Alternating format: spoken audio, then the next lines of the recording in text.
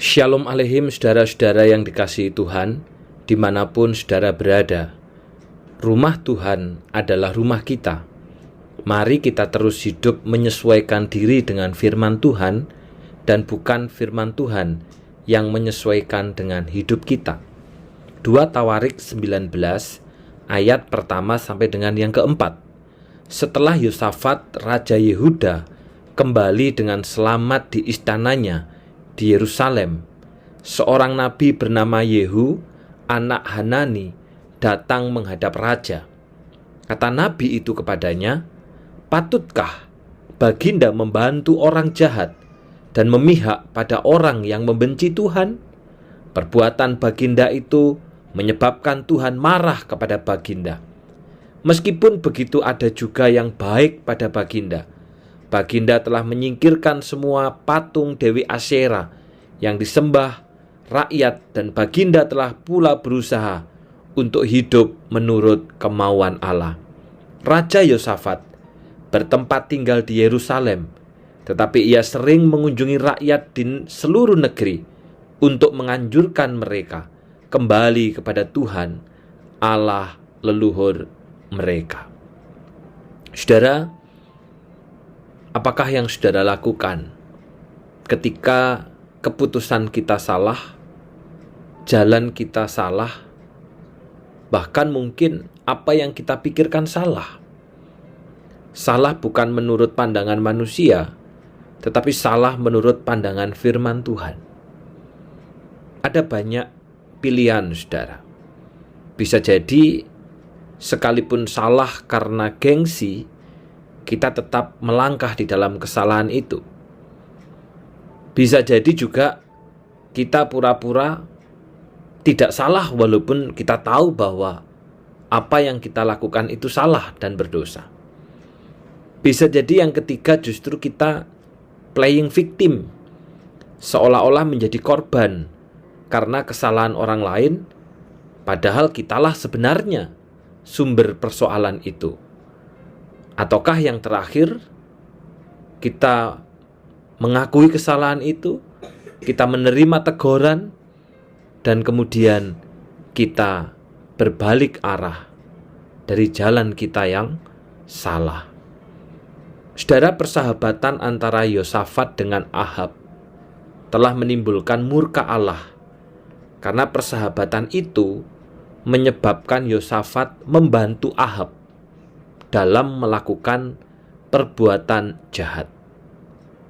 Melalui hambanya yang bernama Yehu bin Hanani, Allah menegur Yosafat.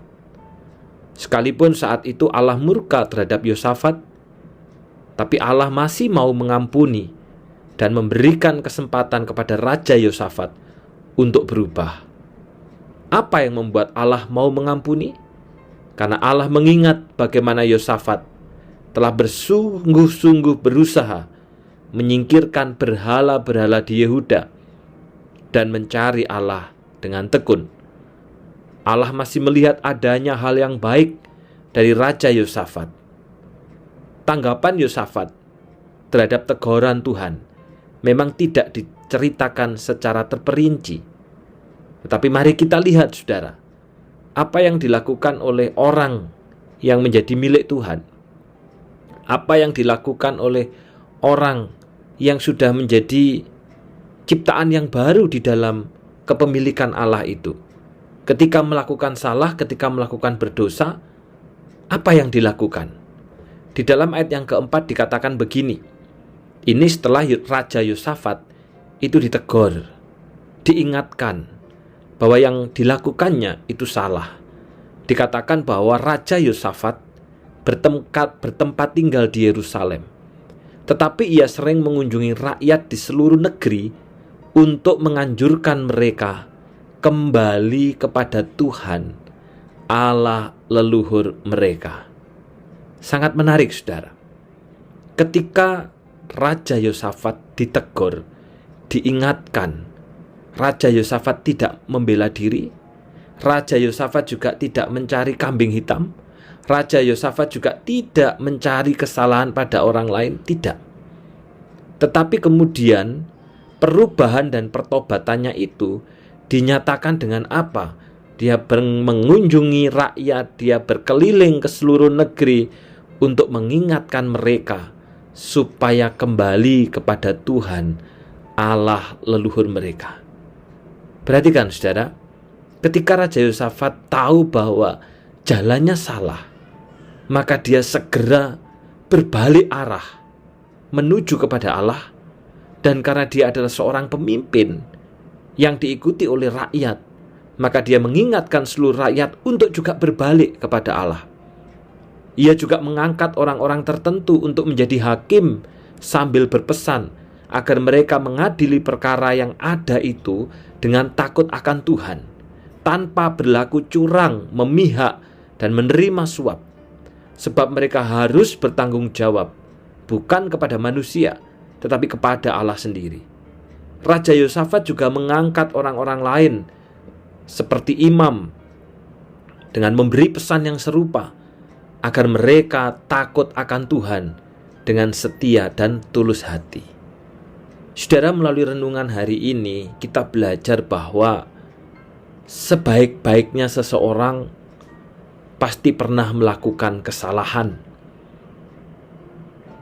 karena tidak ada seorang pun yang sempurna selain daripada Tuhan kita Yesus Kristus. Ketika kita berbuat salah, teguran itu memang bukanlah hal yang dapat diterima dengan mudah. Orang lebih suka dipuji daripada ditegur. Orang lebih suka diberikan pujian daripada diberikan nasihat. Tetapi sesungguhnya mana yang membangun, saudara? Mana yang menumbuhkan? Pujian ataukah teguran? Jujur, sebenarnya yang membangun kita, yang memperbaiki kita, yang memulihkan kita, itu adalah teguran. Karena orang yang menegur itu menunjukkan bahwa orang itu sebenarnya mengasihi kita. Seperti kata Allah sendiri, umatku kukasihi, kutegur dan kuhajar. Pujian itu, saudara, tujuannya bisa macam-macam. Walaupun siapa yang tidak ingin dipuji, tetapi yang membangun kita itu adalah justru teguran. Memang membutuhkan kerendahan hati dan kerelaan untuk bisa menerima sebuah teguran.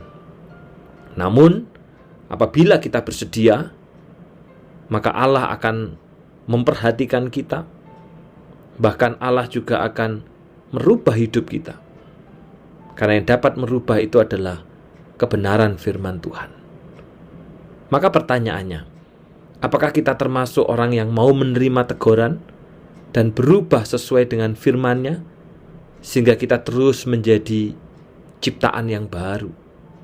Bukan hanya sekedar menjadi manusia Kristen, tetapi kita menjadi manusia baru. Raja Yosafat menerima teguran itu serta menggunakan kesempatan kedua yang Allah berikan dengan terus berusaha dan berupaya mencari Tuhan dan mengajak rakyatnya untuk berbalik kepadanya. Mari kita pun belajar, saudara, untuk tidak mengeraskan hati. Sebaliknya, dengan rendah hati kita menerima teguran firman Tuhan itu. Karena setiap teguran firman Tuhan itu sebenarnya sedang mendidik, mengajar, bahkan membangun kita, bukan untuk menghancurkan.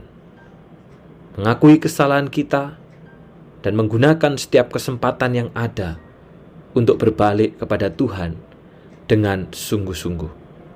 Apabila kita sadar jalan kita salah, segeralah berbalik kepada Allah, karena hanya Allah yang jalannya sempurna.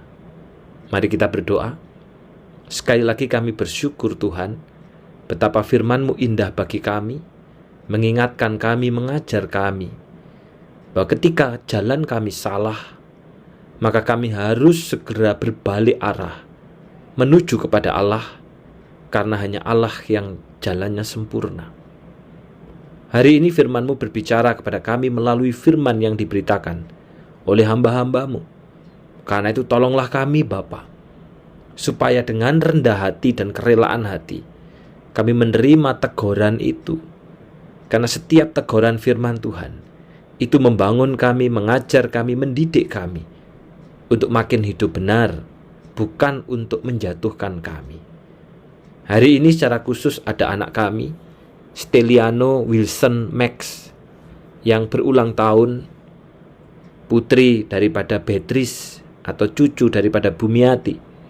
Tuhan, Kau berkati anak kami ini supaya bertumbuh menjadi seorang anak yang takut akan Tuhan, takut akan orang tua, dan terikat dengan perjanjian.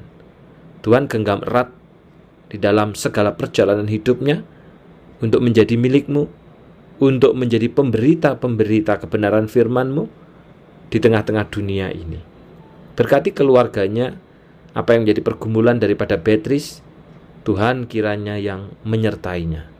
Dalam nama Tuhan Yesus kami sudah berdoa. Amin. Selamat ulang tahun untuk Steliano Wilson Max. Tuhan Yesus memberkati.